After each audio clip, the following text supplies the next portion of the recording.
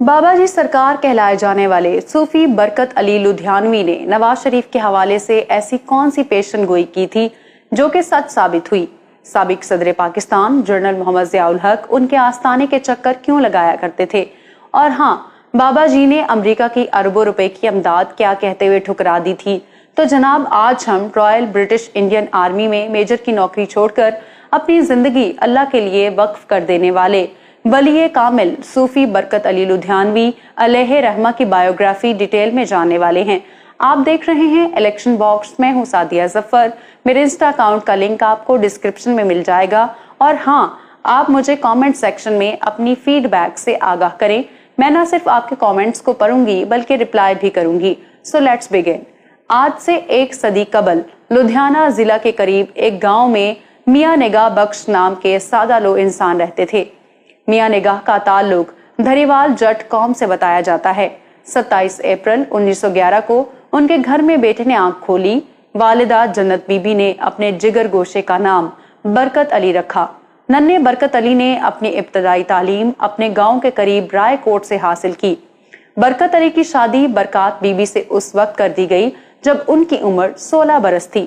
چونکہ ان کے والد بزرگوار برطانوی فوج میں ملازمت کیا کرتے تھے، یہی وجہ تھی کہ اپنے والد کی خواہشات کی تکمیل کے لیے وہ 1930 میں برٹش رائل انڈین آرمی میں بھرتی ہو گئے۔ وہ تاج برطانیہ سے تنخواہ تو لے رہے تھے، لیکن شاید ان کی منزل کچھ اور تھی۔ صوفی برکت علی سہارنپور کے ایک بزرگ سید امیر الحسن سہارنپوری کے مرید اور عقیدت مند تھے۔ اب یہاں سے ان کی زندگی میں ٹرننگ پوائنٹ آیا۔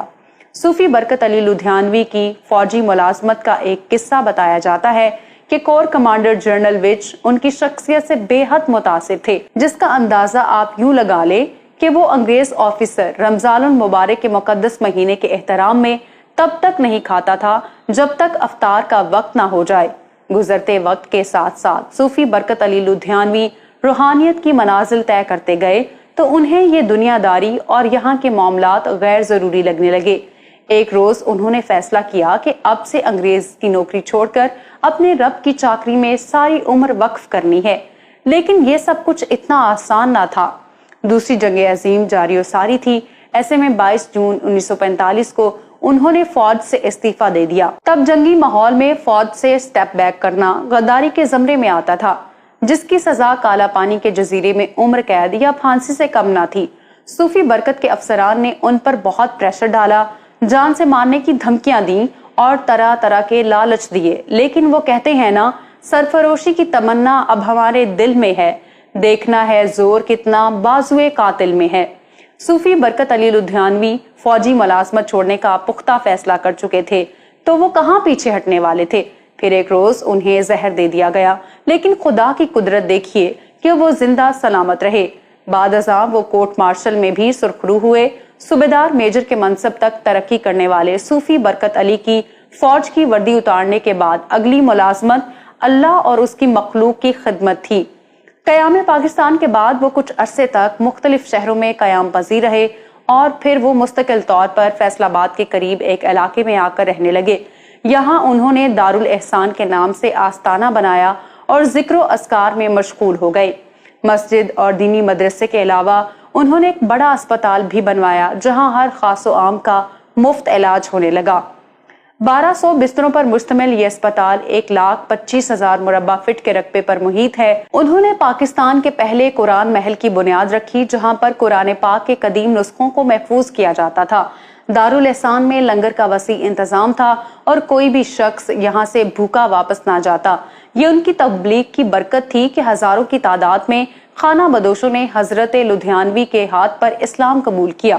لاکھوں لوگوں کی زندگیاں بدلنے والے صوفی برکت علی لدھیانوی چاہتے تو عالی شان محل بنا کر زندگی بسر کر سکتے تھے، لیکن وہ خود جھونپڑی نما ڈیرے میں رہا کرتے تھے، جہاں بڑے بڑے رئیس، تاجر اور وزیر ان کے جھونپڑے کے باہر ڈیوٹی دیا کرتے۔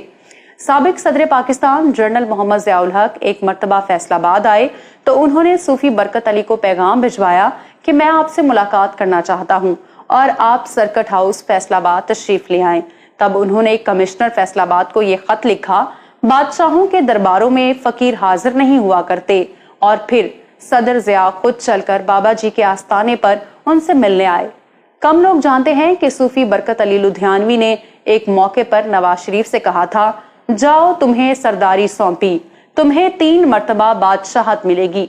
सूफी बरकत के ये अल्फाज हरफ बहरफ सच साबित हुए और मियां मोहम्मद नवाज शरीफ 3 बार पाकिस्तान के वजीर आजम बने।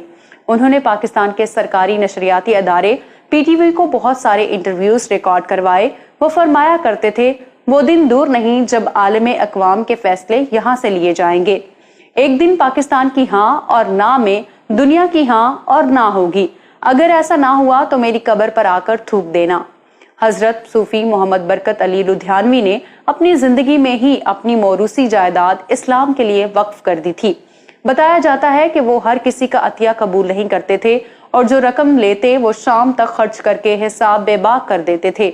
साल 1992 में एक अमरीकी एनजीओ ने उन्हें 5 अरब रुपए अमदाद देने की ऑफर की, जिसे उन्होंने ये कहते हुए लेने से इनकार कर दिया कि हमारी रोजी परिंदों की तरह है जो सुबह घोंसलों से भूखे उठते हैं लेकिन शाम को सीर होकर लौटा करते हैं। जैसे सुबह को घर से निकले पंछियों ने शाम में घर को लौटना होता है, वैसे ही इंसान को अपने रब के हजूर पेश होना होता है।